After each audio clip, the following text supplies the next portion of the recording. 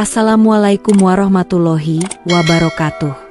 Halo, kembali lagi dengan saya Kania Laura di Cerpenku, di mana kita akan menceritakan kisah nyata menyentuh hati yang kami rangkup dalam bentuk cerpen. Selamat mendengarkan.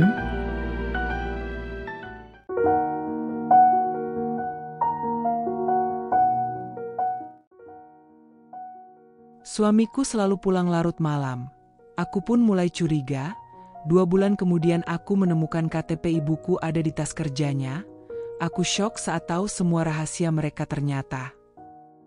Reza mulai sering pulang larut malam. Pada awalnya, Sinta mencoba untuk tetap percaya dan menganggap semuanya masih wajar. Mungkin memang ada banyak pekerjaan, ya, pikirnya. Reza selalu memberikan alasan yang sama, dengan nada suara yang terdengar lelah tapi meyakinkan. Maaf, sayang, aku harus lembur. Ada rapat dadakan dengan klien besar. Ini penting banget buat kantor, katanya sambil mengecup pelipis Sinta dengan cepat sebelum buru-buru meninggalkan rumah. Tapi malam demi malam berlalu, dan rutinitas itu menjadi kebiasaan. Reza tak hanya pulang larut, tapi juga berubah, perlahan tapi pasti. Sinta merasa ada sesuatu yang berbeda. Reza, kamu kenapa akhir-akhir ini jarang banget lihat aku? Tanyanya suatu malam, suaranya gemetar dan hatinya sesak. Reza yang sedang membongkok melepas sepatu hanya mengangkat kepala sebentar, lalu mengalihkan pandangan. Capek, Sin. Kerjaan lagi banyak. Kamu juga jangan banyak tanya. Aku cuma mau cepat istirahat. Jawabnya singkat, suaranya dingin seperti malam yang menyesakkan. Sinta menahan diri, tapi hatinya hancur. Ia tahu ada jarak yang menganga di antara mereka, tapi tak tahu harus berkata apa. Ia rindu sentuhan Reza yang dulu selalu menghangatkan tubuhnya setiap malam. Namun kini, tangan suaminya bahkan tak pernah menyentuhnya lagi, tidak ada sapaan lembut, apalagi tatapan penuh cinta.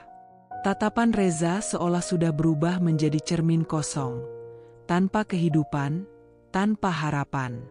Suatu malam, Sinta mencoba sekali lagi. Duduk di ruang tamu, ia menatap Reza yang sedang sibuk dengan ponselnya. Reza, aku cuma ingin tahu, apa kamu masih mencintaiku? Suaranya hampir pecah, harapan dan ketakutan bercampur menjadi satu. Reza berhenti sejenak, menarik napas panjang, lalu menatap lurus ke arah Sinta. Kamu pikir aku nggak capek? Sin, aku juga manusia. Tapi aku nggak mau kamu repot sama urusanku. Aku cuma minta waktu, jangan terlalu banyak tanya. Katanya dengan nada tegas, tapi ada kelelahan yang begitu dalam di matanya. Sinta merasa seperti dunia runtuh. Ia terdiam, menahan air mata yang mulai jatuh perlahan. Kalau memang begitu, aku takut kehilangan kamu. Reza, bisiknya, nyaris tak terdengar. Reza mengalihkan pandangan, seakan mencari sesuatu yang sulit dijumpainya. Aku nggak tahu harus bilang apa. Sin, aku juga bingung, katanya lirih. Malam itu, mereka duduk berseberangan, terperangkap dalam sunyi yang lebih keras dari apapun. Jarak di antara mereka bukan hanya soal waktu atau ruang, tapi juga tentang hati yang mulai menutup diri. Sinta merasakan dingin yang menusuk, bukan hanya dari malam yang gelap, tapi dari sosok pria yang kini terasa asing di rumahnya sendiri. Sinta menghela napas panjang saat memandang jam di dinding dapur. Sudah hampir pukul 7 malam, dan Reza belum juga pulang. Namun kali ini, Sinta memutuskan untuk menyiapkan sesuatu yang berbeda. Makan malam romantis. Sesuatu yang dulu sering mereka lakukan saat masih pacaran, saat cinta mereka masih hangat dan tanpa beban. Ia ingin menghidupkan kembali sedikit kehangatan itu, berharap bisa membuka jalan untuk menyembuhkan jarak yang semakin membentang. Di dapur, aroma harum tumisan sayur dan daging panggang perlahan memenuhi udara. Lilin-lilin kecil di meja makan sudah dinyalakan, menciptakan suasana redup yang hangat. Sinta memoleskan sedikit lipstik di bibirnya dan merapikan rambut, berharap Reza akan terkesan dan melupakan sejenak kepenatan pekerjaannya. Pintu rumah terdengar terbuka dengan suara langkah berat. Reza masuk dengan wajah yang terlihat lelah dan sedikit tegang. Matanya langsung menangkap pemandangan yang berbeda dari biasanya. Meja makan yang rapi, lilin yang menyala, dan aroma makanan yang menggoda. Sinta tersenyum malu. "Reza, aku sudah siapkan makan malam spesial. Aku pikir, mungkin kita bisa makan bareng dan ngobrol seperti dulu." Namun, bukan senyum yang muncul di wajah Reza, melainkan raut ketidaksenangan. Ia menurunkan tasnya dengan kasar, dan nada suaranya dingin, hampir datar ketika berkata, "Sinta, aku capek banget hari ini. Kenapa kamu selalu harus mengatur-atur aku seperti ini?" Sinta terkejut, hatinya seperti tertusuk tajam. "Aku hanya ingin kita punya waktu bersama. Aku nggak bermaksud mengatur, Reza. Aku cuma..." "Terlalu mengatur," potong Reza singkat, suaranya mulai meninggi sedikit. "Kamu selalu mikirin aku kayak aku anak kecil yang harus diawasi terus. Aku nggak tahan, Sin." Air mata mulai menggenang di mata Sinta. Ia menahan isak, berusaha agar suara tangisnya tidak pecah. "Aku cuma takut, Reza. Aku takut kehilangan kamu. Aku cuma ingin kita dekat lagi." Reza menatapnya dengan tatapan yang sulit ditebak, antara marah, lelah, dan bingung. "Aku nggak minta kamu takut, Sin. Aku nggak mau kamu bikin aku merasa dikurung di rumah sendiri." Sinta memandang suaminya, hatinya hancur berkeping-keping. Ia tahu ada sesuatu yang tak pernah Reza katakan, sesuatu yang menggerogoti dirinya dan hubungan mereka. Namun kata-kata itu tak pernah keluar dari mulut Reza. Yang ada hanya kemarahan dan jarak yang terus membesar. Malam itu, meja makan tetap penuh dengan makanan yang tak tersentuh. Lilin-lilin yang tadi menyala perlahan padam, meninggalkan ruangan dalam gelap yang sepi, sama seperti hati Sinta dan Reza yang semakin jauh satu sama lain. Pagi itu, matahari belum sepenuhnya naik ketika Sinta mulai merapikan pakaian kotor di keranjang cucian. Ini adalah rutinitas biasa yang selalu ia lakukan, sesuatu yang menenangkan pikirannya di tengah ketegangan rumah tangga yang makin terasa asing. Namun, saat ia menyentuh celana panjang Reza yang tergantung di belakang pintu kamar mandi, tangannya tanpa sengaja menyentuh selembar kertas kecil di dalam saku. Pelan-pelan ia mengeluarkannya, mencoba tetap tenang meski dadanya tiba-tiba berdegup lebih cepat. Kertas itu sedikit kusut, sebuah struk. Mata Sinta tertuju pada tulisan tercetak rapi di bagian atasnya. Hotel Safira, Executive Room, 1 malam. Tanggal 12 Februari. Check-in pukul 20.31 waktu Indonesia Barat. Seketika, udara di paru-parunya seperti menguap. Suasana pagi yang seharusnya tenang berubah menjadi ruang hampa yang sunyi dan mencekik. Tangannya gemetar, tapi ia tidak menangis. Tidak sekarang. 12 Februari. Bisiknya dalam hati. Ia cepat-cepat menatap kalender di ponsel. Hari itu adalah malam ketika Reza berkata bahwa ia harus lembur sampai dini hari karena klien dari luar negeri datang mendadak. Malam yang membuat Sinta terjaga hingga pukul 3 pagi, menunggu suaminya pulang tanpa pesan atau kabar apapun. Dan kini, kenyataan mencolok itu menamparnya tepat di wajah. Namun, ia tidak langsung menuduh. Ia tidak mengamuk. Ia tidak menelepon Reza dengan suara tinggi atau mengirimkan pesan panjang penuh kecurigaan. Tidak. Sinta menyimpan struk itu diam-diam ke dalam kotak kecil di lemari bawah tempat tidurnya. Di sana, ia menyimpan hal-hal yang tak ingin ia lihat, tapi juga tak sanggup ia buang. Sinta lalu duduk di ujung ranjang. Matanya kosong, pikirannya penuh. Tangannya memegang ponsel dan mencatat tanggal serta jam dalam sebuah catatan tersembunyi, 12 Februari. Hotel Safira. Check-in pukul 20.31 waktu Indonesia Barat. Ia bahkan menuliskan nama resepsionis yang tercetak di bawah, Dina M. Matanya basah, tapi ia tidak menangis. Ia terlalu syok untuk merasa hancur, terlalu lelah untuk mengekspresikan luka yang dalam. Beberapa jam kemudian, saat Reza pulang lebih awal dari biasanya, Sinta menyambutnya seperti biasa. Dengan senyum samar, dengan suara yang tenang. "Capek, ya?" tanyanya pelan. Reza mengangguk, mencium kening Sinta tanpa menatap matanya. "Lumayan. Banyak laporan." Sinta hanya mengangguk kecil. "Mau aku buatin teh hangat?" "Ya, boleh," jawab Reza singkat, lalu masuk ke kamar tanpa banyak bicara. Sinta berjalan ke dapur dengan langkah perlahan. Tapi dalam hatinya, badai sedang mengamuk. Ia tahu, ini bukan hanya soal satu stroke. Ini soal sebuah rahasia yang kini mulai menunjukkan wajahnya. Ia belum siap menghadapi kenyataan, tapi ia juga tak bisa lagi berpura-pura. Ia memilih diam, tapi tidak buta. Ia memilih tenang, tapi tidak mati rasa. Dalam diam, Sinta merancang keberanian. Dalam sunyi, ia mulai menyusun kepingan kebenaran yang selama ini disembunyikan dari dirinya. Dan malam itu, sebelum tidur, ia menatap wajah Reza yang sudah terlelap. Hatinya berteriak tanpa suara. "Apa yang sebenarnya kamu lakukan di hotel malam itu, Reza? Dengan siapa? Kenapa kamu tega?"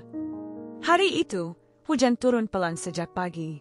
Langit mendung seolah mencerminkan suasana hati Sinta yang masih terus dihantui ketidakpastian. Semenjak ia menemukan struk hotel di celana Reza beberapa hari lalu, pikirannya tak pernah benar-benar tenang. Ia mencoba bersikap biasa, tetap melayani suaminya seperti istri yang baik, membuatkan kopi, menyiapkan pakaian kerja, mengantar sampai depan pintu. Tapi dalam diamnya, ada gemuruh yang tak henti menekan dadanya. Dan pagi itu, Sinta memperhatikan sesuatu yang tak biasa. Tas kerja Reza. Bukan tas kulit hitam ramping yang biasa ia bawa ke kantor. Tapi kini, sebuah tas selempang besar berwarna gelap dengan bahan kanvas menggantikan posisi tas lamanya. Bentuknya bervolume, penuh, dan ketika Reza memindahkannya dari meja ke sofa, suara berat isi di dalamnya bahkan terdengar jelas. Sinta mengerutkan kening, matanya menatap tas itu dalam diam. "Sayang, itu tas baru ya?" tanyanya mencoba terdengar tenang sambil menuangkan teh ke dalam cangkir Reza. Reza yang tengah mengenakan jam tangannya menoleh cepat, lalu mengangguk tanpa banyak bicara. "Iya, yang lama udah sempit. Banyak dokumen akhir-akhir ini." "Oh," Sinta mengangguk pelan, mencoba tersenyum. "Berarti kamu tambah sibuk, ya?" Reza mengangkat alis sambil menyambar tas itu dan menggantungkannya di bahu. "Udah aku bilang, aku banyak tanggung jawab. Jangan mulai nanya-nanya lagi, Sin. Aku buru-buru." Kata-katanya dingin, seperti hujan yang mengguyur kaca jendela tanpa henti. Sinta hanya mengangguk, tidak membalas. Tapi matanya tetap mengiringi kepergian Reza hingga pintu tertutup. Saat Reza sudah pergi, ia duduk di ruang tamu, terdiam dalam lamunan yang dalam. Tas itu, kenapa harus diganti? Kenapa sekarang terlihat lebih berat?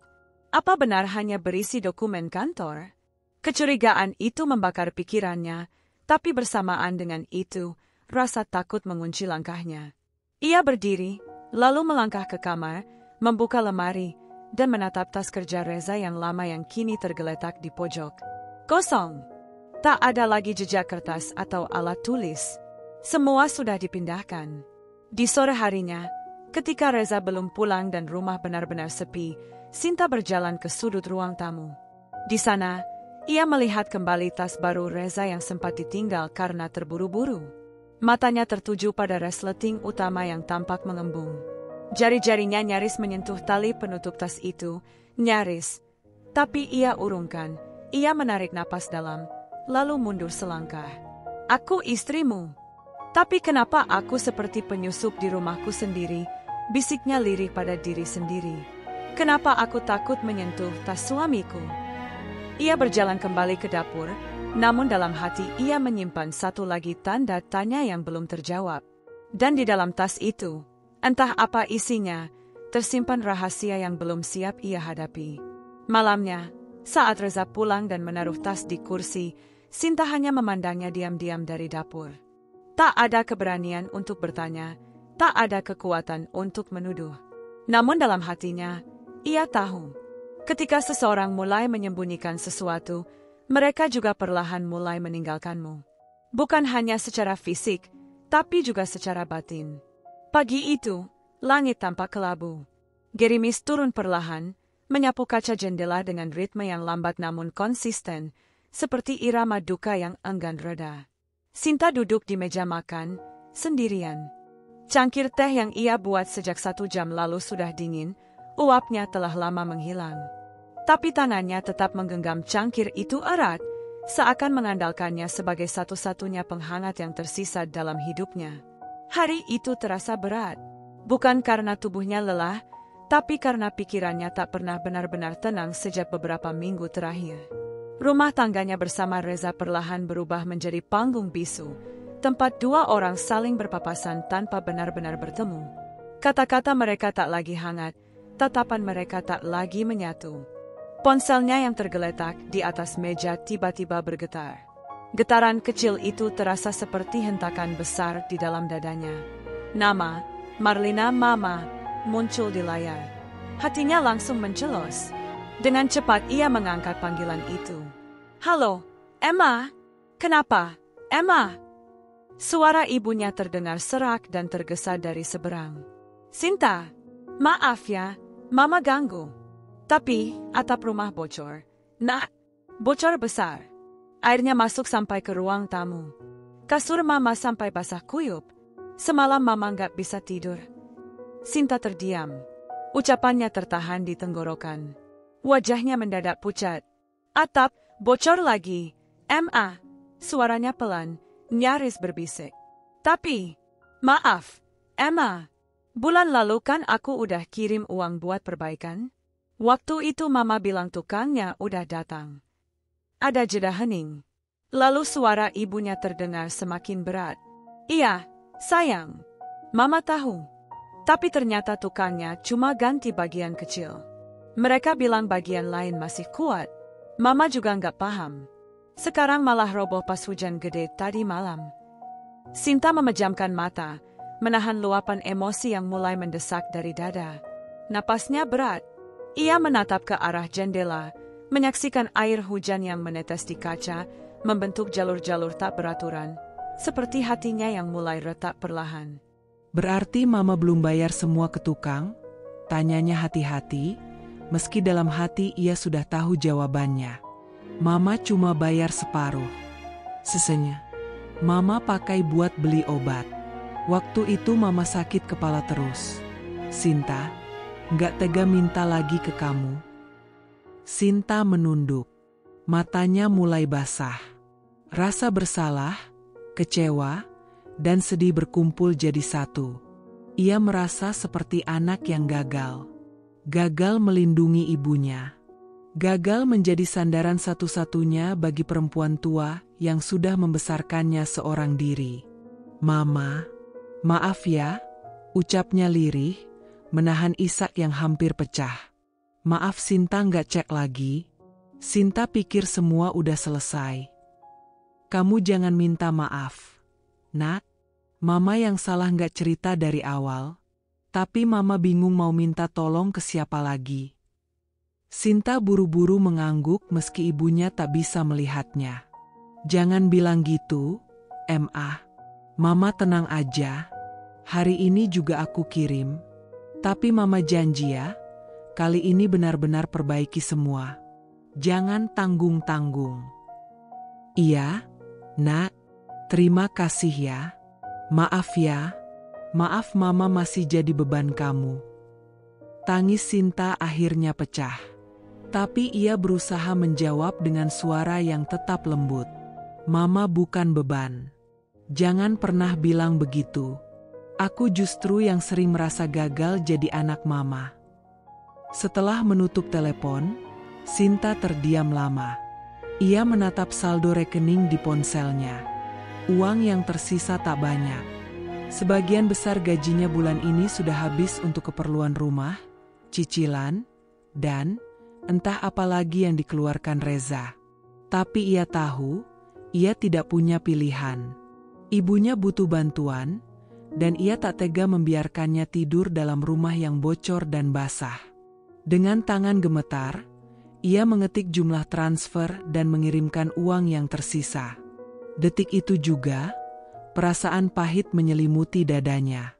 Ia merasa hampa, dikelilingi kewajiban dari semua arah, tapi tak punya siapa-siapa untuk berbagi beban.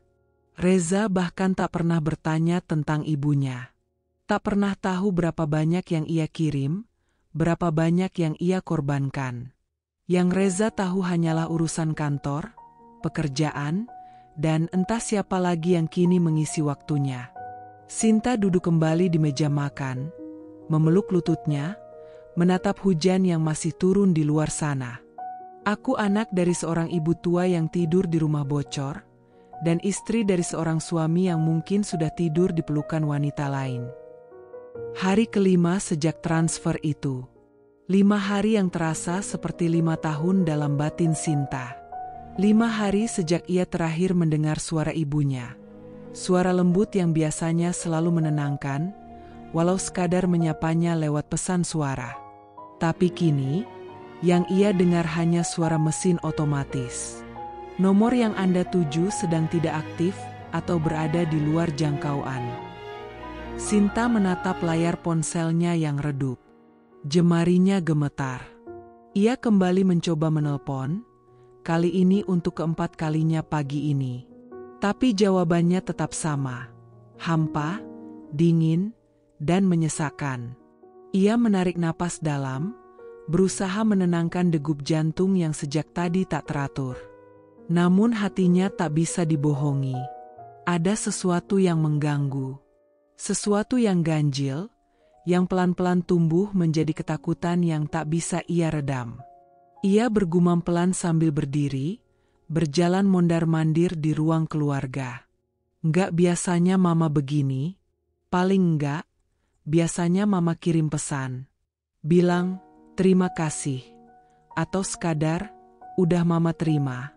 Nak, tapi ini 5 hari dan sunyi. Matanya berkaca-kaca. Ia berhenti di depan jendela, memandang langit yang tertutup awan kelabu. Angin bertiup pelan, menggerakkan tirai dengan lembut, seolah membawa bisikan halus dari tempat yang jauh. Pikirannya dipenuhi kemungkinan-kemungkinan yang menakutkan. Mungkinkah mama jatuh sakit? Mungkinkah ada yang terjadi dan tak ada yang memberitahu? Atau, apakah mama terlalu lelah untuk mengabari? Ia segera mengambil ponsel lagi dan mencoba menelpon nomor-nomor tetangga ibunya di kampung. Ada Ibu Rina, ada Pak Gito, tapi tidak satu pun yang menjawab panggilan. Ia mulai merasa seperti terjebak dalam lorong panjang yang gelap, tanpa cahaya di ujungnya. Air matanya mulai menetes satu persatu, tanpa suara. Ia duduk di sofa, memeluk lututnya, mencoba menenangkan diri. Tapi ketenangan tak pernah datang. Reza baru pulang sore hari. Seperti biasa, langkah kakinya berat dan malas. Sinta mendongak perlahan saat mendengar pintu depan terbuka. Hatinya berharap Reza akan setidaknya menatapnya, menyapanya, atau bertanya kenapa matanya bengkak seperti habis menangis berjam-jam. Tapi tidak. Reza hanya melempar tas kerjanya ke kursi, membuka kancing kemeja, lalu menuju kulkas, mengambil sebotol air dan meneguknya seolah tak ada yang lain di dunia ini. Sinta tak tahan. Suaranya keluar, nyaris seperti bisikan penuh luka. Za, mama belum bisa dihubungi dari 5 hari lalu. Reza tak langsung menoleh. Ia mengangkat alis, lalu menutup kulkas. Oh ya, sahutnya datar. Sinta menatapnya, matanya memohon pengertian. Aku udah coba telepon berkali-kali. Nomornya nggak aktif terus. Aku chat tetangga-tetangganya juga belum ada yang bales. Reza mendesah pelan, nyaris seperti terganggu. Ya udah, nanti juga aktif. Sering juga kan di sana sinyalnya jelek. Tapi ini beda, Za. Suara Sinta mulai meninggi, putus asa. Mama nggak pernah sehening ini.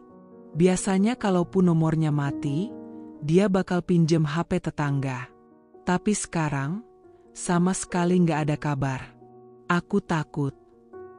Reza mendekat, mengambil remote TV, dan duduk. Kamu terlalu panik. Jangan langsung mikir yang enggak-enggak. Bisa aja tuh HP-nya rusak, atau lupa dicas. Santai dikit. Santai? Kamu nyuruh aku santai? Sinta berdiri, matanya merah. Itu mama aku, Reza. Perempuan yang selama ini hidup sendiri, di rumah kecil yang atapnya baru aja roboh. Sekarang nomornya nggak aktif 5 hari, dan kamu suruh aku santai. Reza menoleh, menatapnya dengan wajah tak sabar. Sinta, aku capek. Aku baru pulang kerja. Jangan tambah beban aku dengan hal-hal sepele yang kamu dramatisir. Sepele? Kata itu menghantam dada Sinta seperti palu. Ia terduduk kembali, tubuhnya gemetar. Mama bukan hal sepele. Reza, dia satu-satunya keluarga aku. Kamu tahu nggak? Selama ini aku yang kirim uang buat dia makan, buat berobat, buat perbaikan rumah. Aku yang nanggung semuanya sendiri. Reza tidak menjawab. Ia hanya membesarkan volume televisi, lalu bersandar seperti tidak terjadi apa-apa. Sinta memeluk dirinya sendiri. Tangisnya pecah, lebih keras dari sebelumnya. Ya Tuhan, kalau benar ada yang terjadi sama Mama, aku nggak akan pernah maafin diri aku dan aku juga nggak akan pernah maafin kamu, Reza. Hari itu langit terang, tapi hati Sinta masih kelam. Sudah seminggu berlalu sejak ia kehilangan kontak dengan ibunya, Marlina. Ia masih mencoba menelpon setiap pagi dan malam, tapi hasilnya tetap nihil. Tak ada balasan, tak ada kabar. Tak ada siapapun yang bisa ia hubungi di kampung yang benar-benar memberinya kejelasan. Semua seperti menghilang di telan kabut misterius. Pagi itu, Reza terburu-buru berangkat kerja. Suaranya terdengar dari ruang tengah, tergesa-gesa seperti biasanya. Sin, mana dasi biru aku? Sinta keluar dari dapur, membawa dasi yang sudah ia setrika sejak malam sebelumnya. Ini, Za. Reza menerimanya tanpa terima kasih, memakainya cepat-cepat sambil mengunyah roti setengah sadar. Setelah itu, ia mengangkat ponsel, menyambar kunci mobil, lalu melangkah keluar rumah. Tapi satu hal tertinggal. Tas kerja hitam yang biasa Reza bawa, tergeletak di samping sofa. Sinta tidak langsung menyadarinya. Ia kembali ke dapur, mencuci gelas, mengelap meja, dan menyapu lantai. Baru setelah semua selesai, ia menyadari sesuatu yang aneh. Biasanya Reza tak pernah lupa membawa tas kerjanya. Tas itu seperti nyawanya. Bahkan ketika ke kamar mandi pun, tas itu nyaris tak pernah lepas dari pandangan. Sinta mendekat, menatap tas itu. Tas hitam, besar, dan tampak berat. Ia jongkok, mengusap permukaannya. Ada debu di sana, mungkin dari perjalanan yang tak pernah Reza ceritakan. Jantung Sinta berdebar. Jemarinya menyentuh resletingnya. Ia ragu. Jangan. Itu privasi dia, bisik hatinya. Tapi bisikan lain segera menyahut, lebih keras, lebih tajam. Privasi. Setelah semua yang dia rahasiakan darimu, setelah kau dicampakkan, diabaikan, dan dianggap tak penting di rumah sendiri. Tangannya bergerak pelan, membuka resleting utama. Isi tas itu rapi. Terlalu rapi untuk ukuran Reza yang biasanya sembarangan. Ada map coklat berisi dokumen, charger laptop, dompet kecil, dan sebuah amplop putih besar yang sedikit terbuka. Sinta menelan ludah. Ia menarik amplop itu perlahan dan membukanya. Di dalamnya ada beberapa lembar kertas, salinan akta tanah, satu lembar pas foto perempuan muda yang tak ia kenal, dan selembar KTP. Tangannya langsung berhenti. Napasnya tercekat. Nama di KTP itu, Marlina. Tempat dan tanggal lahir, sama persis. Alamat rumah mereka di kampung. Wajah di foto itu adalah ibunya. Astagfirullah, bisiknya gemetar. Ia menatap KTP itu lama. Wajah ibunya, yang ia rindukan setiap malam, kini terpampang di hadapannya. Tapi kenapa ada di tas Reza? Kenapa bisa ada di sini? Tubuhnya mulai gemetar. Ia duduk di lantai, memeluk tas Reza sambil terus menatap KTP itu. Tangisnya meledak. Napasnya tak beraturan. Reza, kamu ngapain bawa KTP Mama? Bisiknya dengan suara serak, hampir seperti orang yang kehilangan akal. Ia segera mengambil ponsel. Menelpon Reza. 1 kali, 2 kali, tak diangkat. 3 kali, baru dijawab. Halo, suara Reza datar seperti biasa. Sinta berusaha menahan emosi, tapi suaranya sudah bergetar. Zah, kamu lupa sesuatu. Apa? Tas kamu. Terdengar jeda. Lalu Reza menjawab, sedikit panik. Ya ampun. Iya, aku lupa. Tolong jangan diapa-apain ya. Aku pulang nanti ambil. Sinta menggigit bibir. Air matanya jatuh. Ia berusaha bicara selembut mungkin, meski luka di hatinya sudah menganga. Reza, kenapa ada KTP Mama di tas kamu? Sunyi. Sangat sunyi. Reza tak langsung menjawab. Dan itu cukup untuk membuat Sinta tahu ada sesuatu yang selama ini ia sembunyikan. Sesuatu yang sangat besar. Reza, aku tanya baik-baik. Suaranya mulai meninggi, penuh tekanan. Kenapa ada KTP Mama di tas kamu? Sinta, jangan buka-buka tas aku seenaknya. Reza akhirnya membalas, nada suaranya berubah tajam. Jawab dulu. Kamu ngapain bawa identitas Mama aku? Dia bahkan belum bisa dihubungi dari minggu lalu. Sekarang KTP-nya ada di tas kamu. Reza, jangan main-main sama aku. Terdengar desahan panjang dari ujung telepon. Udahlah, aku jelasin nanti di rumah. Tidak, aku mau kamu jawab sekarang, teriak Sinta, tak mampu lagi membendung air mata dan kemarahannya. Jangan bikin aku gila, Reza. Aku udah kehilangan arah. Aku takut, dan kamu malah makin ngasih tanda tanya. Kamu apain Mama aku? Reza terdiam. Lalu sambungan terputus. Sinta menatap layar ponselnya dengan tangan gemetar. Nafasnya memburu. Dunia seolah berputar. Ia tak tahu harus percaya pada siapa lagi. Tangannya masih menggenggam KTP itu. Selembar plastik kecil yang seharusnya tak berarti banyak, kini terasa seperti pisau yang menghujam jantungnya. Ia menangis keras, bukan sekadar karena takut, tapi karena hatinya tahu ada sesuatu yang sangat salah. Pagi itu, udara terasa berat dan sunyi di rumah Sinta. Matanya merah, tanda dari malam yang penuh gelisah dan air mata. Setelah menemukan KTP Marlina di tas Reza, Sinta merasa dunia di sekelilingnya runtuh perlahan. Hatinya dipenuhi tanya, dan jawaban satu-satunya kini harus dicari dari kampung halaman, di tempat ibunya tinggal dulu. Dengan tangan gemetar, Sinta menyalakan ponsel dan membuka daftar kontak. Ia mencari nama Burini, tetangga lama ibunya yang selama ini menjadi saksi kehidupan sederhana Marlina. Hatinya bergemuruh, tak tahu apa yang akan ia dengar nanti. Jarinya menekan tombol panggil. Suara nada sambung berputar beberapa detik sebelum terdengar suara perempuan yang hangat dan bersahabat. Halo, Burini. Suara Sinta lembut, namun bergetar. Oh, Sinta. Anak Bu Marlina ya? Apa kabar, Nak? Lama tak dengar kabar dari kamu. Suara Burini terdengar ramah, tapi ada nada keheranan di ujung suaranya.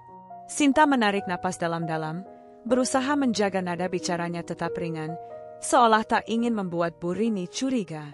Alhamdulillah, Bu. Maaf ya, saya memang belum sempat pulang. Saya cuma ingin tanya, Bu, saya mau kirim makanan kesukaan Mama, bolu tape dari toko depan pasar. Tapi saya takut Mama tidak ada di rumah. Ibu tahu nggak, Mama lagi di mana sekarang? Ada keheningan sebentar di seberang telepon, lalu suara Bu Rini terdengar agak berat dan pelan. "Ah, kamu belum tahu ya, Nak?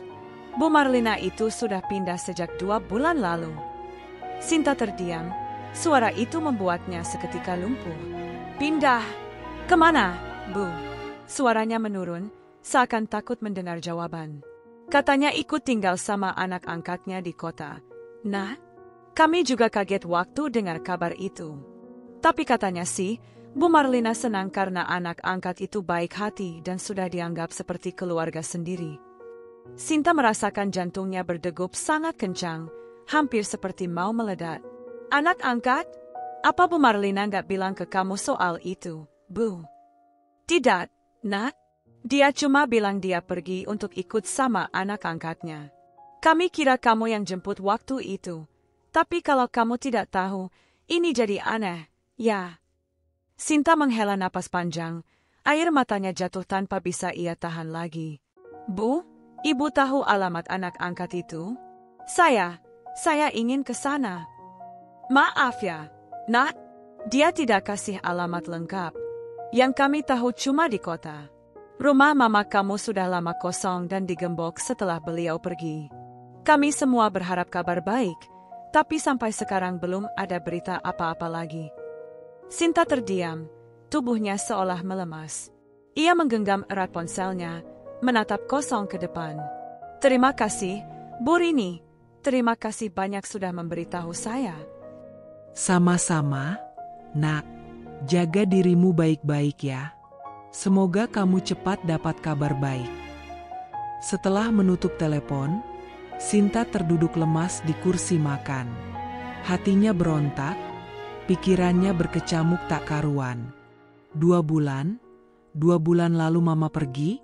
2 bulan yang lalu adalah saat Reza mulai berubah. Kenapa aku baru tahu sekarang? Kenapa semua rahasia ini disembunyikan dariku? Ia memeluk erat tubuhnya sendiri, menahan air mata yang kembali menetes deras. Suaranya bergetar saat ia berbicara pada dirinya sendiri. "Reza, apa yang sebenarnya kamu sembunyikan? Kenapa kamu bawa mama aku pergi tanpa bilang apa-apa? Kenapa aku yang anak kandungnya malah dikubur dalam kebohongan ini?" Tiba-tiba rumah terasa hampa. Sinta menatap KTP Marlina yang masih ada di tangannya, seolah KTP itu menjadi satu-satunya jembatan antara dirinya dan ibunya yang kini entah di mana. Hatinya pecah, dan di dalam kesunyian itu, ia tahu bahwa hidupnya tak akan pernah sama lagi. Hari-hari setelah kabar dari Bu Rini, Sinta merasakan beban yang kian menyesak di dadanya. Setiap detik yang berlalu bagai jarum tajam yang terus menusuk hati. Kecurigaannya pada Reza berubah menjadi obsesi yang tak bisa dibendung. Ia tahu, untuk menemukan kebenaran, ia tak bisa hanya duduk diam menunggu penjelasan yang mungkin tak akan pernah datang.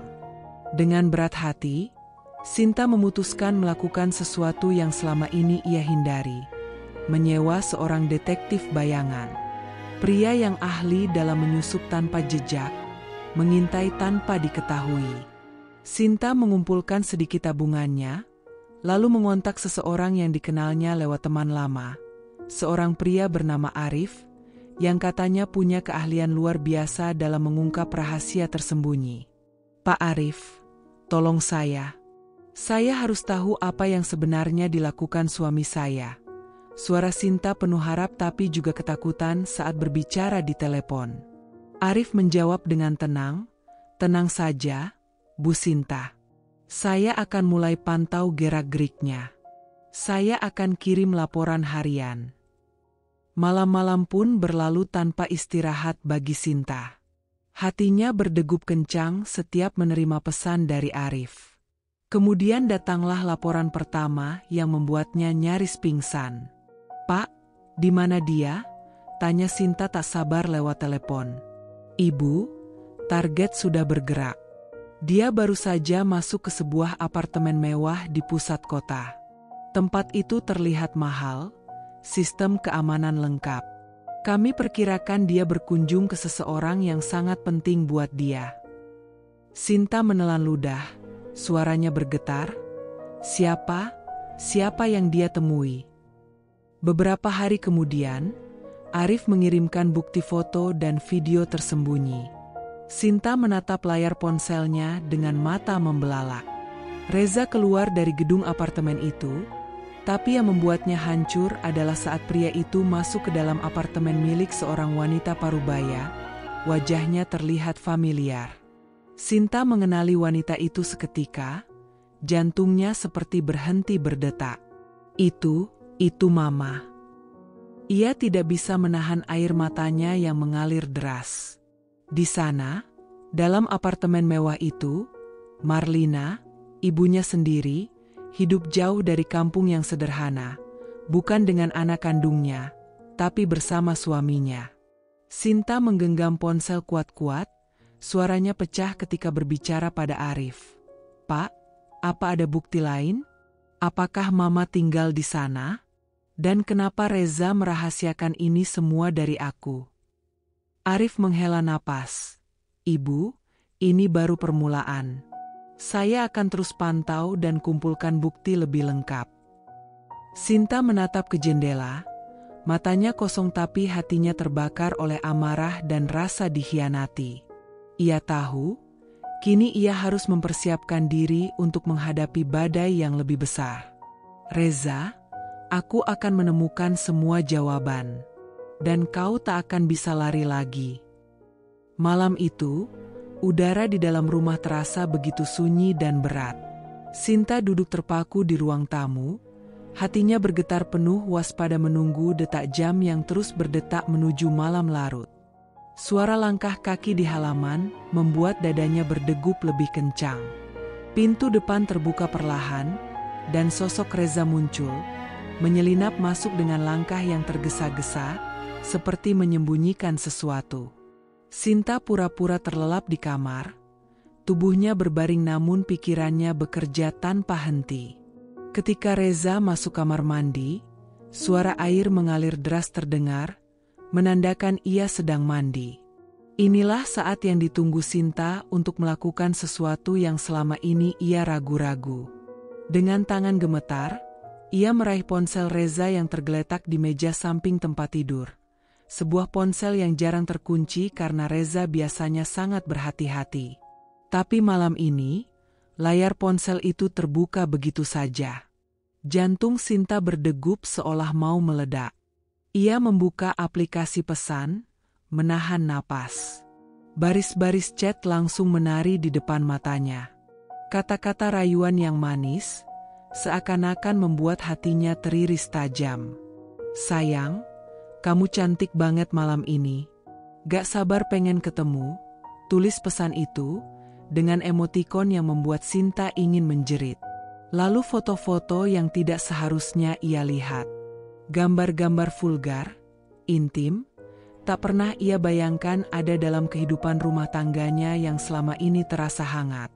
Di antara semua itu, nama kontak yang membuat darahnya membeku, M. Tangis mulai menitik perlahan, tapi Sinta berusaha kuat. Meski perutnya terasa mual, seolah ingin ia muntah dan melupakan semua kenyataan yang baru saja ia temukan. Ia berbisik dengan suara bergetar, "Reza, siapa M itu? Kenapa kau begitu kejam padaku? Kenapa kau menghancurkan aku dari dalam, diam-diam?" Air mata membasahi pipinya saat ia menatap layar penuh luka itu. "Aku benci kamu. Aku benci semua dusta ini," ujarnya pelan, suaranya nyaris patah. Namun di dalam hati, ada bara yang menyala. Bara itu bukan hanya kemarahan, tapi juga tekad kuat. Sinta tahu, malam ini adalah awal dari akhir yang harus ia hadapi. Sebuah pertempuran batin yang akan mengubah segalanya. Di balik pintu kamar mandi, suara air berhenti. Reza keluar, langkahnya mendekat, tanpa tahu bahwa malam ini rahasianya telah terbongkar. Sinta merapikan wajahnya, bersiap menghadapi kenyataan yang akan datang. "Reza," panggilnya dengan suara yang bergetar, tapi penuh tekad. Ini bukan lagi soal cinta, tapi soal kejujuran dan pengkhianatan yang tak bisa dibiarkan berlalu begitu saja.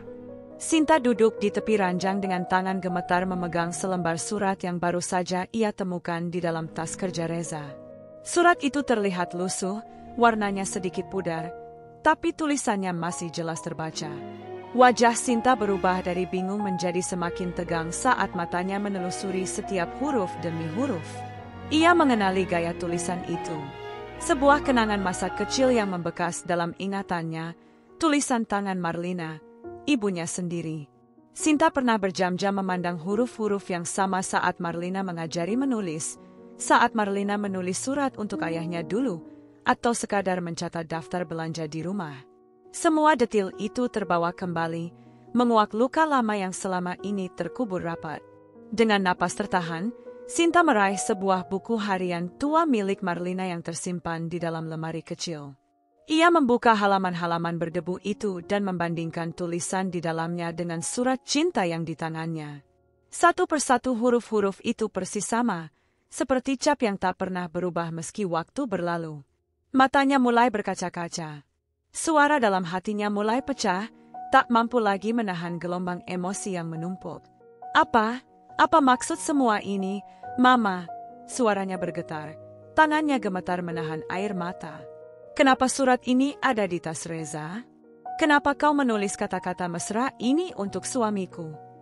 Sinta menunduk, menutupi wajahnya dengan tangan, mencoba menahan tangis yang hampir pecah menjadi air mata deras.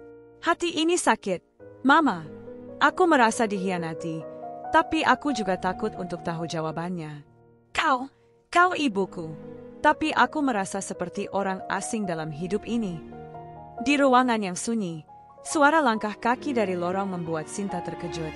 Ia cepat-cepat menyembunyikan surat itu di bawah bantal dan menghapus air mata yang mulai membasahi pipinya. Reza masuk dengan wajah lelah, namun saat melihat Sinta yang duduk terpaku, raut wajahnya berubah menjadi penuh waspada. Kau kenapa, Sint? Kenapa tampak seperti baru menangis? Tanya Reza dengan suara penuh curiga. Sinta menghela napas dalam-dalam, menatap suaminya dengan mata yang masih sembab. Ada sesuatu yang harus kita bicarakan, Reza, katanya perlahan tapi tegas. Aku menemukan surat ini di tasmu. Surat dengan tulisan tangan Marlina. Reza membeku, wajahnya berubah pucat. Ada kesunyian panjang yang menekan ruang antara mereka. Kau tahu, selama ini aku merasa ada rahasia besar di antara kita, lanjut Sinta, suaranya mulai meninggi tapi penuh dengan kepedihan. Surat ini, itu bukan surat biasa. Itu bukti dari sebuah pengkhianatan yang sudah lama kau sembunyikan. Aku ingin kau jujur. Apa sebenarnya hubunganmu dengan Mama? Reza menunduk, suaranya pelan dan bergetar saat akhirnya membuka mulutnya. Sinta, aku tak pernah bermaksud menyakitimu, katanya, suara penuh penyesalan. Tapi ada hal-hal yang tidak bisa aku jelaskan sekarang. Aku berharap kau bisa mengerti. Sinta menggenggam erat tangan Reza, matanya membara. Tidak, Reza. Aku tak mau lagi kebohongan. Aku sudah cukup terluka. Kalau kau benar-benar mencintaiku, buktikan itu dengan kejujuran.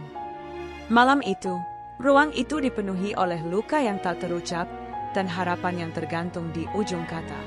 Sinta tahu, perjalanan mereka belum berakhir. Tapi kali ini, ia tidak akan diam.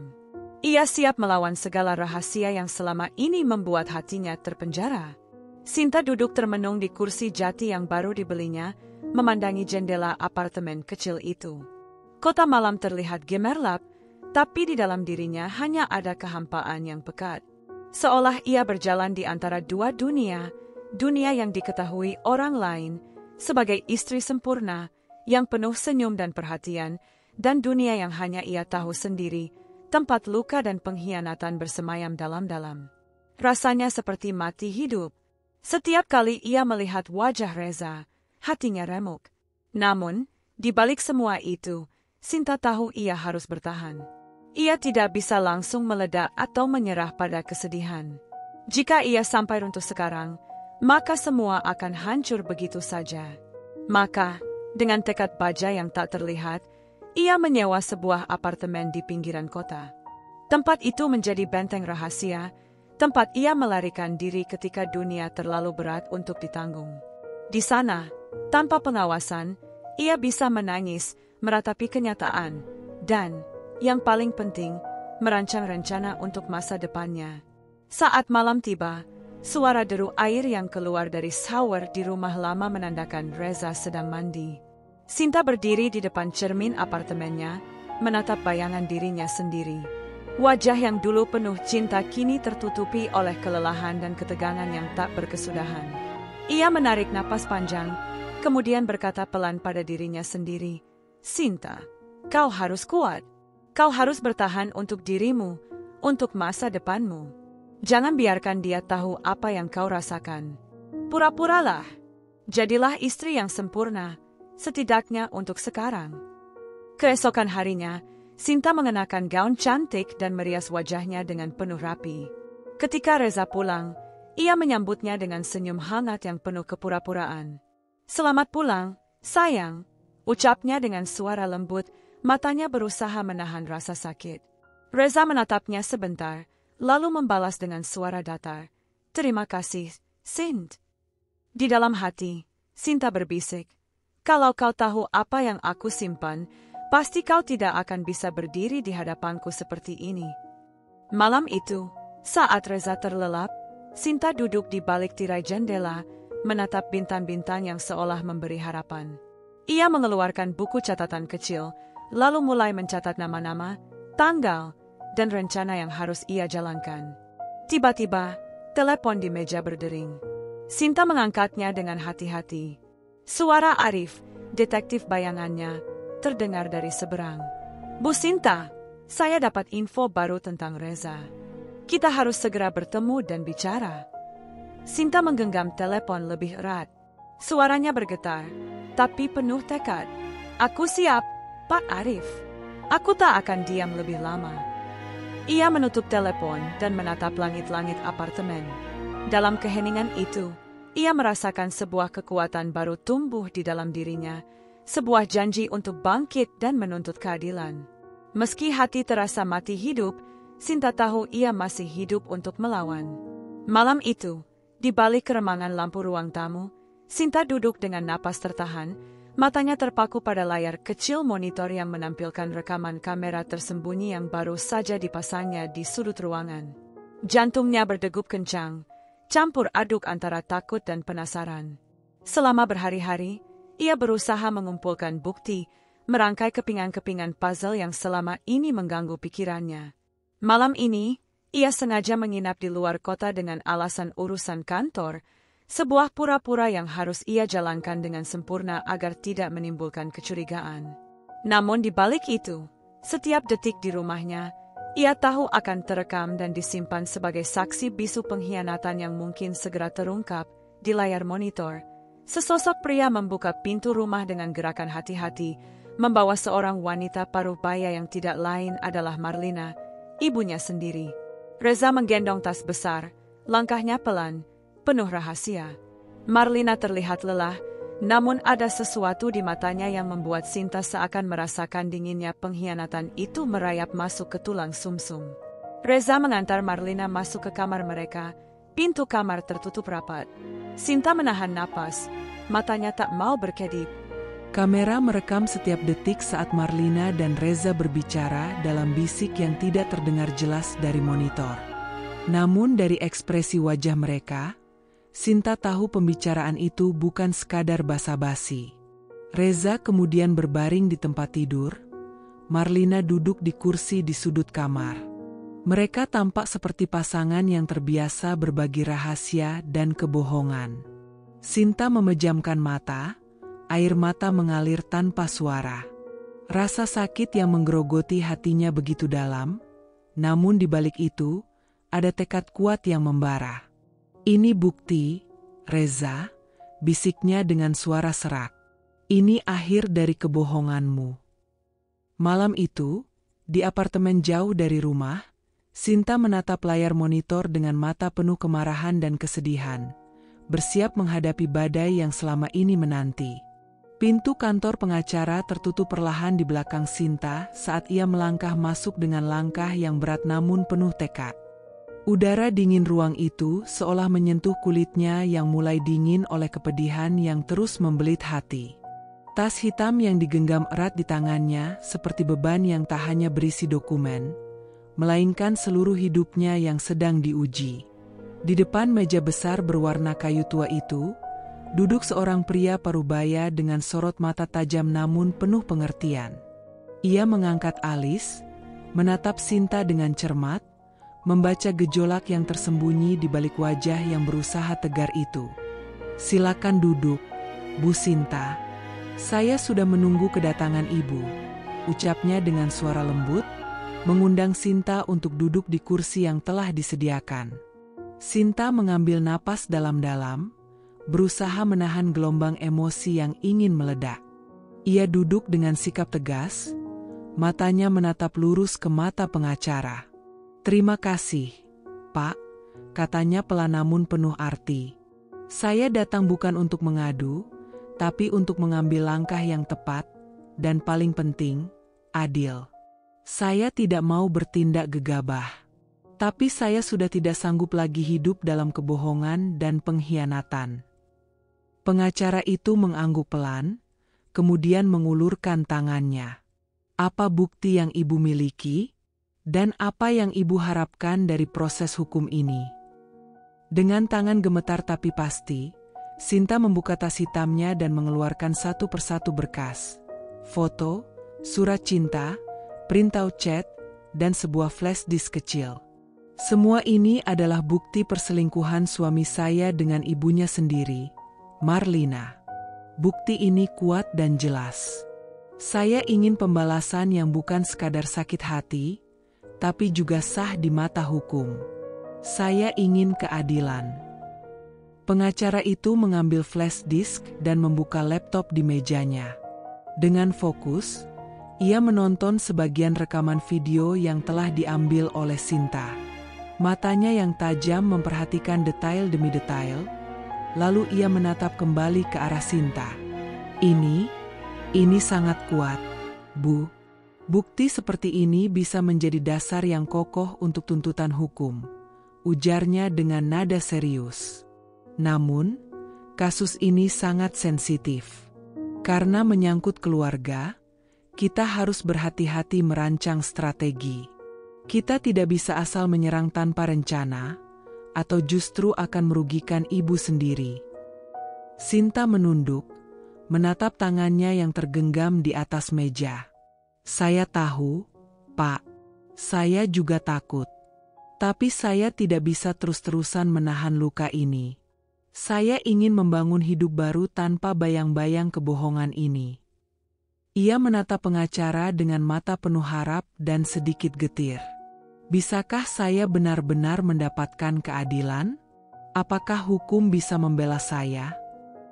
Pengacara mengulurkan tangannya, menyentuh lengan Sinta dengan lembut. "Ibu tidak sendirian. Saya di sini untuk membantu Ibu melalui proses ini dengan sebaik-baiknya. Kita akan bergerak perlahan, tapi pasti. Kita akan membangun kasus ini sampai tak ada celah yang bisa mereka manfaatkan." Sinta menghela napas panjang, sebuah beban berat perlahan terangkat dari dadanya. Namun, di balik kelegaan itu, ada ketegangan yang masih membara, karena ia tahu jalan keadilan tidak mudah dan penuh liku. "Terima kasih, Pak," kata Sinta dengan suara penuh keyakinan yang mulai menguat. "Saya siap berjuang. Saya siap menghadapi semuanya demi masa depan saya." Pengacara tersenyum tipis, namun penuh semangat. "Itulah yang saya butuhkan dari klien saya. Kita akan pastikan kebenaran keluar dan Ibu mendapatkan hak yang seharusnya." Ketika Sinta keluar dari kantor itu, udara malam menyambutnya dengan dingin menusuk. Ia menatap langit kelam penuh bintang yang mulai berkelip. "Ini bukan hanya tentang aku dan Reza," bisiknya lirih pada dirinya sendiri. "Ini tentang harga diri, keadilan, dan kebebasan yang sudah lama aku rindukan." Di balik luka dan air mata, Kini tumbuh sebuah harapan baru, sebuah janji untuk bangkit dan melawan dengan kepala dingin dan hati yang kuat. Di ruang tamu yang remang, hanya diterangi lampu meja yang redup, suasana terasa begitu tegang. Sinta berdiri dengan dada berdebar, menahan gelombang emosi yang hampir meledak. Matanya yang biasanya penuh kehangatan kini menyiratkan ketegasan dan sedikit rasa sakit. Ia tahu bahwa malam ini adalah titik balik, saat ia melancarkan strategi terbesarnya, pura-pura hamil. Reza duduk terdiam di sofa, tangannya gemetar memegang gelas kopi yang sudah mulai dingin. Tatapannya kosong, namun seketika beralih menjadi penuh kecemasan saat Sinta melangkah mendekat. Marlina berdiri di dekat pintu, wajahnya berubah drastis, bibirnya mengatup keras, menunjukkan kepanikan yang tak mampu disembunyikannya. Sinta menarik napas dalam, menatap kedua orang itu dengan tatapan membara, lalu berkata dengan suara yang bergetar tapi penuh tekad. "Reza, Marlina, aku hamil. Ini anak kita." Reza terkejut. Wajahnya membeku seolah dunia runtuh di hadapannya. Ia berusaha mengumpulkan kata-kata, suaranya gemetar. "Sinta, kamu serius? Ini nggak mungkin." Sinta mengangguk perlahan, air matanya mulai menitik, namun ia cepat-cepat menghapusnya. "Aku tahu ini berat, tapi aku nggak bohong. Aku bawa bukti hasil tes kehamilan nanti, tapi aku ingin kalian percaya dulu." Marlina mendekat dengan langkah cepat, matanya membelalak penuh ketakutan. Suaranya bergetar, hampir seperti teriakan yang dipendam. "Tidak, ini nggak boleh terjadi. Ini akan menghancurkan semua rencana kita. Kalau sampai Reza harus berurusan dengan anak ini, aku sudah kalah." Reza memegang kepala dengan kedua tangannya, wajahnya penuh kegelisahan dan kebingungan. "Tapi, bagaimana ini bisa terjadi? Apa yang harus kita lakukan?" Marlina menatap Reza dengan dingin dan tegas, nada suaranya berubah menjadi perintah. "Kamu harus menggugurkannya, Reza. Anak ini hanya akan jadi batu sandungan. Kita sudah berencana menikah diam-diam di luar negeri, dan ini akan merusak semuanya. Aku tidak akan membiarkan rencana kita gagal karena sebuah kebohongan ini." Reza menggigit bibir bawah, terlihat terombang-ambing oleh perasaan bersalah dan ketakutan. "Tapi, Sinta, dia anak kita." Sinta mengangkat tangan menahan perkataan Reza. Suaranya penuh gairah dan ketegasan. "Tidak, aku bukan boneka kalian yang bisa dipermainkan seenaknya. Aku mungkin pura-pura hamil, tapi aku juga punya harga diri. Anak ini adalah harapanku, simbol masa depan yang ingin aku bangun, meski itu harus melalui dusta." Suaranya mulai pecah, tapi matanya tetap menatap penuh keberanian. "Kalau kalian coba menghancurkan ini, berarti kalian sudah menghancurkan aku. Dan percayalah, aku tidak akan diam saja." Keheningan menyelimuti ruangan.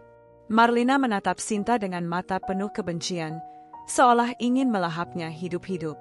Reza menunduk, dadanya naik turun cepat, seolah bergumul dengan keputusan yang sangat berat.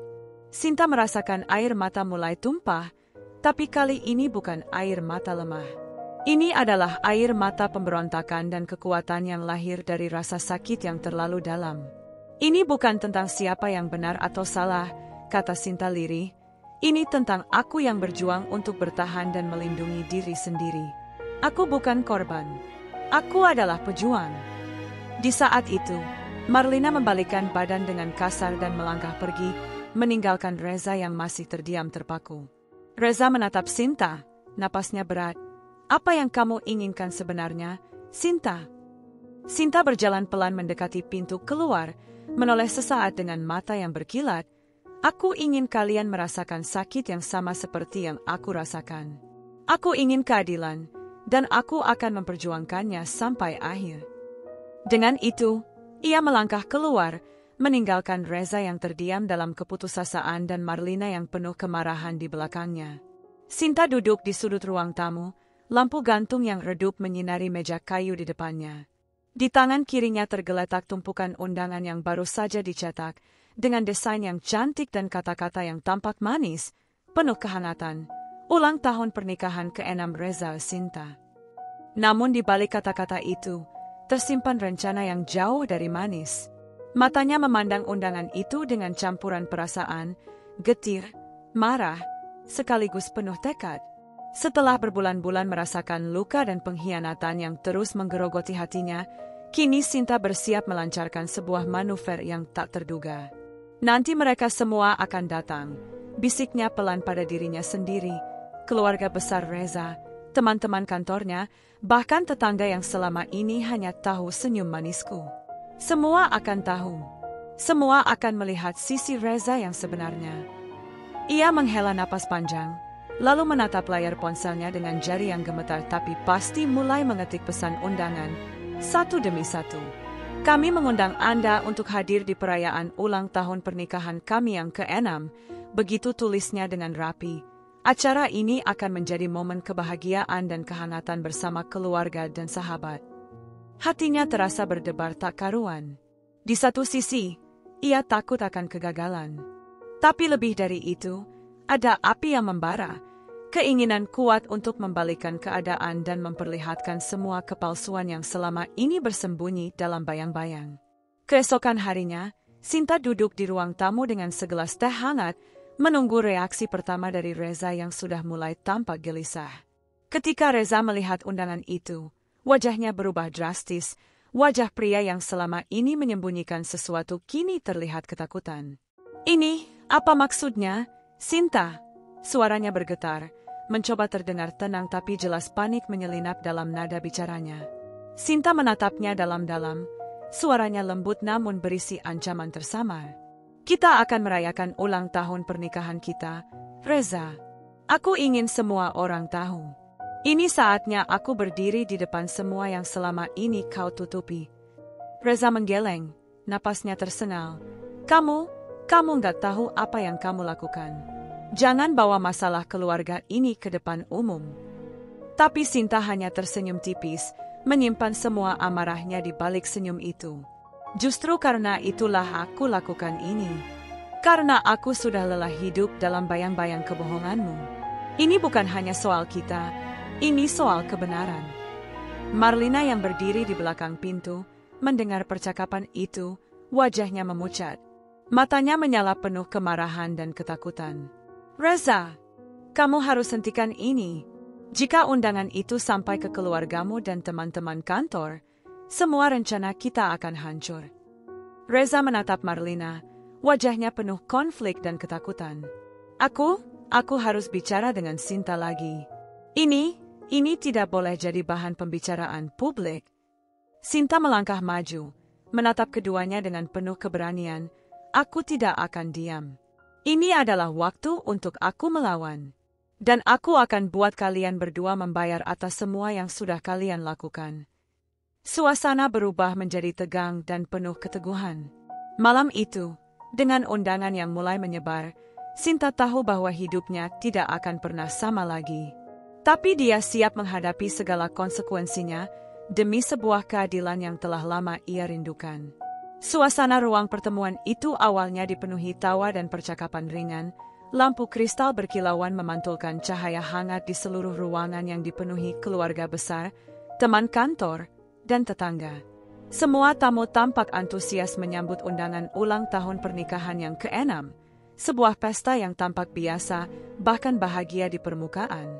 Namun, di balik senyum ramah dan busana rapi, Sinta duduk di pojok ruangan, jantungnya berdegup kencang, menyimpan niat yang akan mengguncang hidup mereka semua.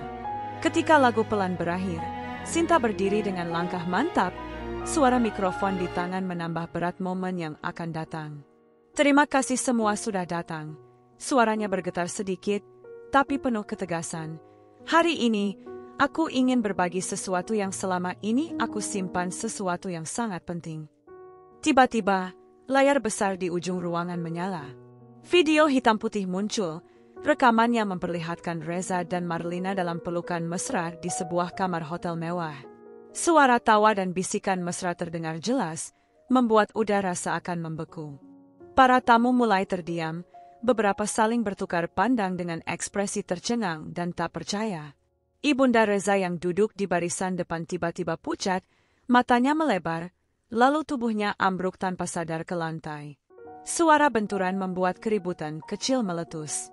Beberapa orang segera membantu mengangkatnya, namun wajahnya tetap penuh kesedihan dan kecewa. Sementara itu, adik-adik Reza yang hadir tak kuasa menahan amarah. Salah satu dari mereka melangkah maju, wajahnya merah padam, tangan terangkat dan dengan suara bergetar menampar wajah Reza di depan semua orang. Bagaimana kamu bisa mengkhianati kami semua? Apa yang kamu lakukan pada ibu kami? Reza hanya bisa terdiam, wajahnya memerah dan penuh rasa malu yang menusuk jiwa. Ia menundukkan kepala, suara gemetar mencoba membela diri. Aku minta maaf, aku tak bermaksud. Namun, maafnya tidak lagi didengar. Ruangan itu penuh dengan bisik-bisik dan tatapan penuh kebencian. Reputasi Reza hancur berkeping-keping dalam hitungan menit. Semuanya terpampang jelas di depan mata orang-orang yang sangat ia hormati. Sinta berdiri dengan dada membusung, air mata mengalir pelan di pipinya. Ini bukan hanya tentang balas dendam, tapi tentang keadilan yang selama ini ia cari. Inilah kenyataannya, bisiknya pelan, dan aku akan pastikan tidak ada lagi yang bisa menutupinya. Malam itu, hidup Reza berubah selamanya. Dari seorang suami dan putra yang dihormati, menjadi simbol pengkhianatan yang memalukan. Dan bagi Sinta, itu adalah awal dari sebuah babak baru yang penuh harapan dan keberanian. Ruangan itu terasa sesak, seperti menahan badai yang siap meledak kapan saja. Di antara sisa-sisa keheningan usai pesta yang menghancurkan reputasi Reza, kini keduanya berdiri berhadapan. Sinta dengan wajah dingin penuh luka, dan Reza dengan ekspresi putus asa yang terpancar dari setiap lekuk wajahnya. Reza menghela napas panjang, berusaha mengumpulkan keberanian sebelum mulai berbicara. "Sinta, dengarkan aku, tolong." Suaranya pecah, menahan tangis yang nyaris tumpah. Aku tahu aku sudah berbuat salah. Tapi aku janji, aku bisa memperbaiki semuanya. Aku akan menghentikan semua ini. Aku akan menghapus bukti-bukti itu. Kita bisa mulai dari awal lagi. Aku bersumpah. Mata Reza memohon, hampir memelas, seolah-olah seluruh hidupnya bergantung pada keputusan Sinta. Tangannya meraih ke depan, berharap bisa menyentuh tangan Sinta, merajut kembali kebersamaan yang sudah hampir hancur. Namun Sinta menghindar, tatapannya menusuk dalam, penuh kekecewaan yang sudah berakar lama. Suaranya datar tapi tajam, memotong udara di antara mereka. "Reza, kamu sudah hancurkan kepercayaanku. Aku bukan boneka yang bisa kau setel ulang sesuka hati. Aku lelah menjadi korban bisu kebohonganmu." Sinta menarik napas dalam-dalam, berusaha mengendalikan amarah yang berkobar. "Kamu ingin aku menghapus semua bukti? Bagaimana dengan semua luka yang kau gores? Bagaimana dengan pengkhianatan yang kau buat bukan sekali, tapi berulang-ulang?" Reza menunduk, tak mampu membalas, hanya bisa menggenggam erat tangan Sinta yang kini perlahan mengendur dari pelukannya. Saat itu, Marlina yang berdiri di sudut ruangan tiba-tiba melangkah maju. Wajahnya merah padam, suaranya membahana penuh kemarahan dan kebencian. "Sinta, kamu anak durhaka. Kamu tidak tahu diri. Mempermalukan keluarga seperti ini di depan semua orang? Kamu gila." Sinta berbalik dengan cepat, matanya yang tajam membara seperti bara api yang mengancam. Ia melangkah mendekat, suaranya tenang namun penuh keberanian yang menggema. "Durhaka itu bukan aku, Marlina. Durhaka itu adalah tidur dengan suami anak sendiri. Kau seharusnya malu. Seorang ibu, tapi malah menjadi bagian dari pengkhianatan yang keji." Kata-kata itu menggantung di udara, menusuk seperti pisau yang tajam. Marlina terhenti, Bibirnya gemetar, matanya berkaca-kaca, namun ia tak mampu membantah. Suasana berubah menjadi sangat tegang, semua mata tertuju pada mereka. Reza, yang selama ini terdiam, kini menunduk dalam kehancuran batin. Suara hatinya berteriak, menyesal namun tak tahu bagaimana memperbaiki semua yang telah terjadi. Sinta mengalihkan pandangan, tapi dalam hatinya ada secercah harapan, bahwa kini, setelah semua terbuka, ia bisa menemukan kekuatan untuk membangun kembali hidupnya, jauh dari bayang-bayang kebohongan dan pengkhianatan. Ruang sidang itu dipenuhi oleh udara tegang, suara bisik-bisik pelan dari para hadirin, dan sorotan mata yang tertuju pada sosok Sinta yang berdiri dengan kepala tegak, meski hatinya bergemuruh tak menentu. Di hadapannya, Reza duduk dengan wajah yang hampir tak bernyawa, kehilangan wibawa yang dulu melekat pada dirinya. Hakim membuka sidang dengan suara berat penuh kewibawaan. Sidang gugatan cerai atas nama saudari Sinta terhadap saudara Reza dimulai.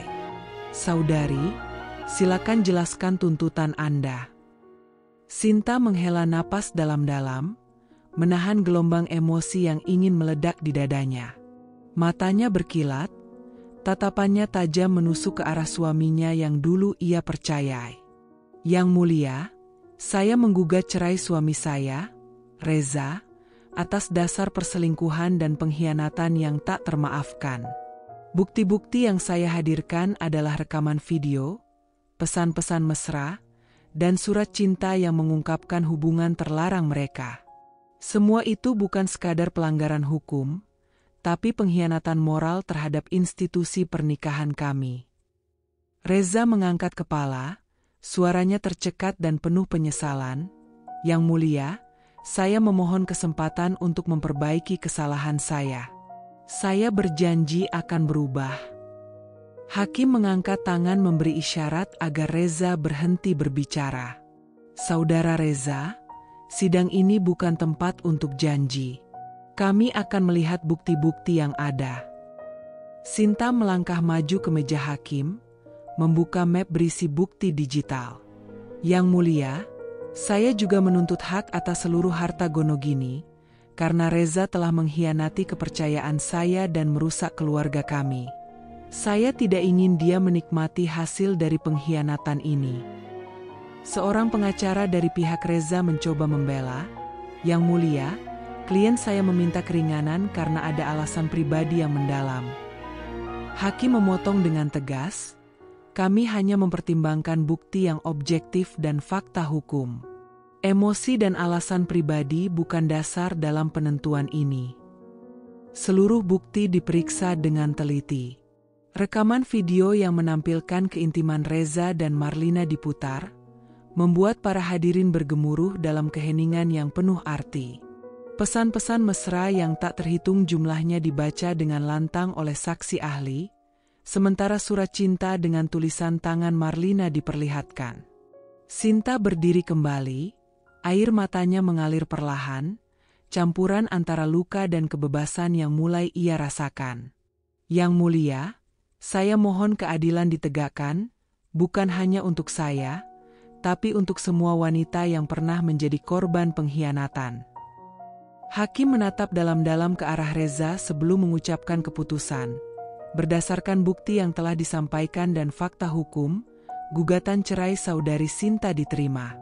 Selain itu, hak atas harta Gonogini diberikan sepenuhnya kepada saudari Sinta.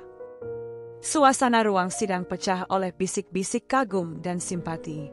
Reza menunduk dalam kekalahan, sementara Sinta berdiri dengan kepala tegak, merasakan beban berat di dadanya mulai terangkat sedikit demi sedikit. Di luar ruang sidang, wartawan menunggu dengan kamera dan mikrofon. Sinta menatap mereka sejenak, lalu berkata dengan suara lembut tapi penuh tekad, "Ini bukan akhir, tapi awal dari hidup baru saya. Saya percaya kejujuran dan keadilan akan selalu menang." Langkah Sinta keluar dari gedung pengadilan disambut oleh angin sepo-sepo yang seolah mengiringi perjalanan barunya, perjalanan menuju kebebasan dan kebahagiaan yang sejati. Di sebuah apartemen mewah yang dulu menjadi simbol kemewahan dan status sosial Reza dan Marlina, Kini suasananya berubah drastis. Dinding putih yang dulu berkilau kini terlihat kusam, dan perabotan mahal mulai tertutup debu karena tak terurus. Pintu apartemen itu diketuk keras oleh petugas pengadilan sambil menyerahkan surat penyitaan. Sesuai keputusan pengadilan, apartemen ini resmi disita untuk menutupi hutang dan kerugian yang dialami oleh Bapak Reza, ucap petugas dengan nada tegas, menatap Marlina yang berdiri terpaku, wajahnya memucat. Marlina menatap kosong ke arah petugas, tak mampu berkata apa-apa. Ia tahu ini adalah akhir dari segala kemewahan yang dulu dinikmatinya bersama Reza. Ini tidak mungkin. Saya tidak percaya, bisiknya dengan suara serak, mencoba menahan air mata yang mengalir deras. Sementara itu, di kantor Reza, berita buruk terus berdatangan. Skandal perselingkuhan yang meledak besar-besaran menghancurkan karirnya. Rekan-rekannya mulai menghindar, dan akhirnya manajemen perusahaan memanggilnya. Pak Reza, saya minta maaf, tapi dengan kondisi yang terjadi, perusahaan harus mengambil langkah sulit. Kami memberhentikan Anda demi menjaga citra perusahaan, kata HRD dengan wajah berat. Reza hanya bisa menunduk, perasaan hancur dan malu menyelimuti seluruh dirinya. Ia merasa dunia runtuh di sekelilingnya. Tak lama kemudian, kabar pengusiran Marlina dari apartemen dan penyitaan harta semakin memperburuk kondisinya. Depresi mulai menggerogoti Reza. Ia menghabiskan hari-harinya dalam kegelapan kamar, memandangi dinding kosong. Pikirannya kacau antara penyesalan dan keputusasaan. Apa yang telah aku lakukan? Bisiknya pelan, air matanya jatuh tanpa suara. Teman-teman lama yang dulu dekat mulai menjauh, sementara keluarga mulai menghindar. Reza merasa sendirian, terpuruk dalam kehancuran yang dibuatnya sendiri. Setibanya di kampung, Reza turun dari bus dengan langkah gontai, membawa tas kecil yang menjadi seluruh hartanya saat itu. Angin sore yang sejuk tak mampu mengusir rasa dingin yang membeku di hatinya. Ia berjalan menyusuri jalan setapak yang dulu begitu familiar, tapi kini terasa asing. Wajah-wajah yang dulu ramah kini berubah dingin, menyisakan tatapan penuh penghakiman.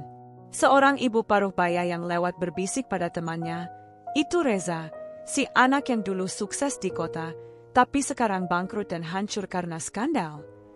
Mendengar itu, dada Reza sesak.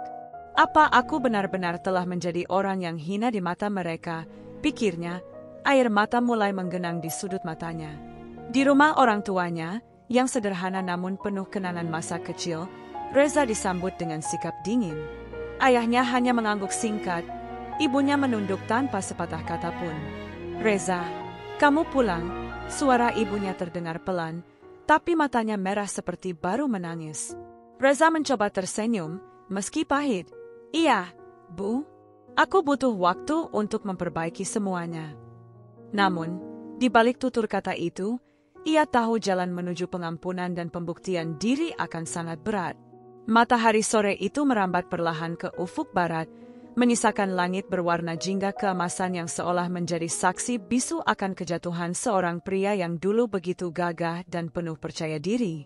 Reza duduk di bangku kayu di depan rumah sederhana orang tuanya, memandang kosong ke arah tanah berdebu yang membentang di depannya. Tangannya gemetar ketika ia menggenggam erat secangkir kopi hangat yang hampir tidak terasa rasanya. Langkah kaki yang lembut mendekat dari belakang membuatnya sedikit terkejut. Sahabat masa kecilnya, Budi, berdiri di sana, menatap dengan mata penuh simpati namun juga keteguhan.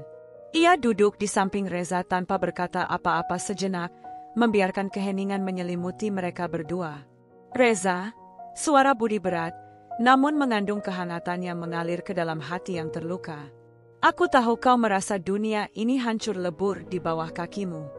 Aku tahu kau merasa kehilangan segalanya, kepercayaan, kehormatan, bahkan keluarga yang dulu kau banggakan." Reza menghembuskan napas panjang, suaranya patah dan nyaris tersendat ketika menjawab, "Aku merasa seperti mayat hidup, Bud. Setiap langkah yang kuambil seperti terikat rantai penyesalan. Bagaimana aku bisa memulai lagi? Orang-orang di kampung ini menatapku seperti aku adalah sampah yang tak pantas dihadirkan di tengah mereka." Budi menggeleng pelan, lalu menepuk bahu Reza dengan lembut. Mereka hanya melihat kesalahanmu, bukan siapa dirimu sebenarnya. Tapi aku tahu Reza yang sebenarnya. Kau bukan orang yang sama dengan yang dulu jatuh. Kita semua pernah jatuh, yang membedakan adalah bagaimana kita bangkit dan berjalan lagi. Air mata mulai mengalir perlahan dari sudut mata Reza, membasahi pipinya yang mulai menipis oleh waktu dan penderitaan. Aku takut, takut kalau aku mencoba bangkit, aku akan jatuh lebih dalam lagi. Budi menatapnya dengan penuh tekad. Jangan takut. Aku akan berjalan bersamamu. Mulai dari sini, dari rumah ini, dengan aku dan orang-orang yang benar-benar peduli padamu. Di sisi lain kota, Sinta duduk di ruang tamu apartemennya yang sederhana namun nyaman, menatap jendela dengan ekspresi campur aduk. Kabar tentang kehancuran Reza sudah sampai ke telinganya, dan meski hati masih teriris, ada sedikit ketenangan yang mulai merayapi jiwanya. Dengan tangan sedikit gemetar, ia mengangkat telepon dan menekan nomor Marlina. Suara nada dering yang berputar di telinganya terasa menegangkan. Akhirnya suara Marlina terdengar di ujung sana, lemah dan rapuh. Marlina, ini Sinta. Suara Sinta tenang tapi penuh kewibawaan. Aku dengar semua yang terjadi. Apartemenmu disita. Reza kehilangan pekerjaan dan hancur karirnya. Kau dan dia kini harus merasakan pahitnya akibat dari pilihan kalian. Marlina terdiam, suaranya tertahan oleh rasa malu dan penyesalan. Aku tidak tahu harus berkata apa. Sinta menarik napas dalam-dalam. Suaranya menajam tapi tak kehilangan kelembutan.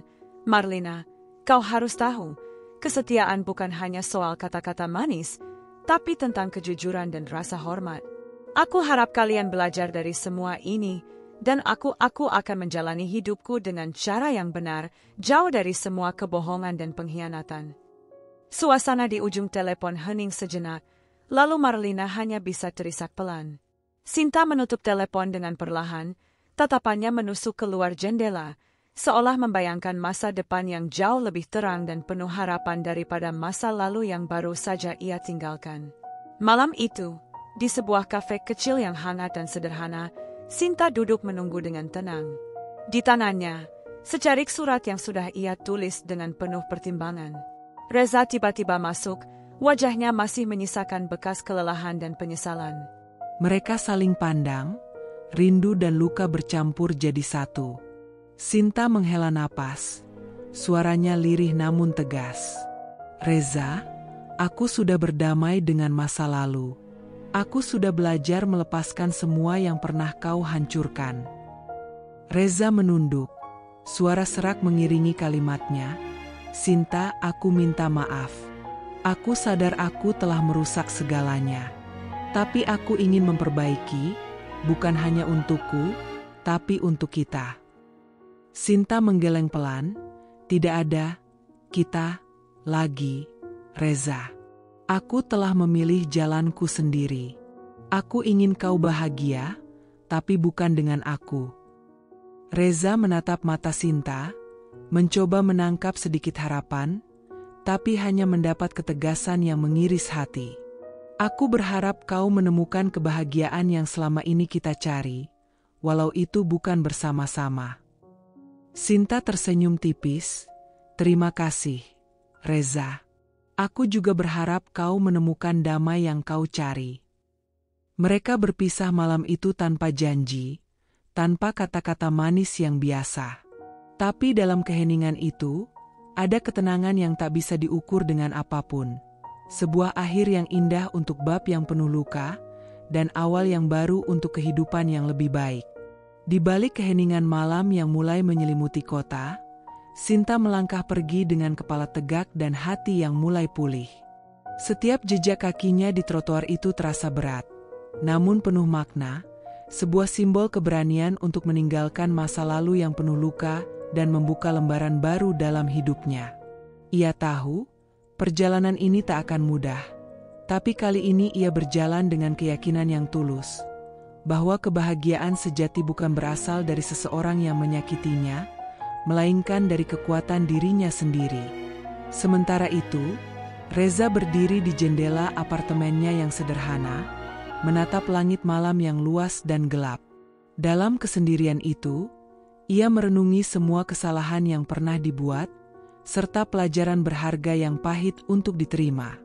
Meski hatinya penuh penyesalan, ada secercah harapan yang mulai menyala. Harapan untuk berubah, memperbaiki diri, dan mencari pengampunan yang tak hanya datang dari orang lain, tapi juga dari dirinya sendiri. Di ujung cerita ini, keduanya berjalan pada jalan yang berbeda, namun sama-sama membawa pelajaran hidup yang dalam. Sinta, wanita yang dulu terluka kini menjadi sosok yang lebih kuat dan mandiri. Reza, lelaki yang pernah jatuh kini berusaha bangkit dari reruntuhan dirinya. Dan dari perpisahan itulah, muncul harapan baru, bahwa setiap akhir adalah awal yang menjanjikan, jika kita berani memulai kembali dengan hati yang lapang dan jiwa yang ikhlas.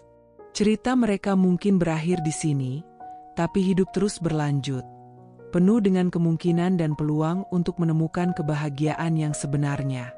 Kisah Sinta dan Reza mengajarkan bahwa pengkhianatan dan kekecewaan, meskipun menyakitkan, bukanlah akhir dari segalanya.